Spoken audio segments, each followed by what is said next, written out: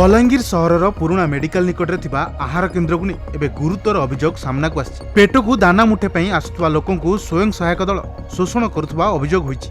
सरकारी नियम अनुसार मात्र 5 टंका विनिमय पेट पूरा खाद्य जोगाई देवार निर्देश रही। मात्र बलांगीर पुराणा मेडिकल निकटस्थ केन्द्र में गत 10 वर्ष धरी दायित्व में थिबा स्वयं सहायक दल निज मनमानी चलाइछन्ति। खाउटी 5 टंका बदल में 10 टंकार खाद्य नेबाकू बाध्य करा जाउथबा जଣା पड़िछि। अभियोग केवल टंका आदाय सीमित नहीं।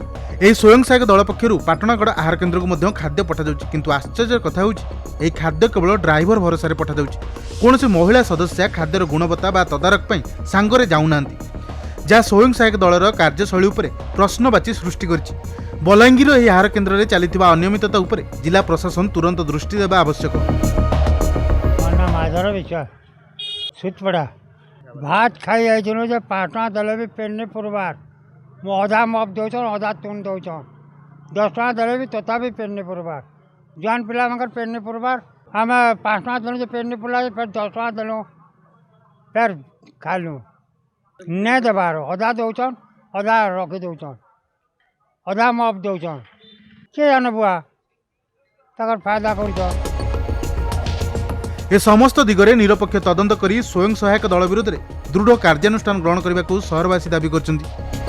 संजीव कुमार साहू मैं संपादक स्माइल फॉर ऑल फाउंडेशन स्वेच्छासेवी संगठन मझे आमर पिला संगे जाइलु मीटिंग साधा बोली जे गोटे एसएचजी ग्रुप आम खबर पाइलु जे 10 बरस है से चलाउछन आउ निजर मनमानी सेने करूछन देखबाके भी पाइलु। आउ जिते बेले 5 टका खाना दौचु भल खाना बोली सरकार कहून किंतु गोटे मग देवार कथा किंतु अधा अधा मग दौचन तापर व्यवहार भी तक ठीक नहीं बोली आम खबर पाइलु।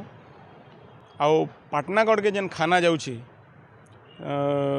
गाड़ी रे जाऊँचे इनु बलांगीर देखुन पाटनागढ़ जे पाटनागढ़ भी खाना रांधमी बेले हो पार्बा किंतु पाटनागढ़ जेन खाना जाऊँचे जने स्टाफ तंकर संगे जीवार कथा जेहेतु क्वालिटी मैटर है आर खाना फुड्र जानून केड़े बड़ इश्यू माने बाहरुची तो खाद्य कि काना मिसई देबा कि काना यदि घटना हो गला बेले लोकंकर उपरे तार कुप्रभाव पड़ी पारे तो सेतुर लगी आम प्रशासन के अनुरोध करुचु इतार उपरे उचित पदक्षेप नेबे।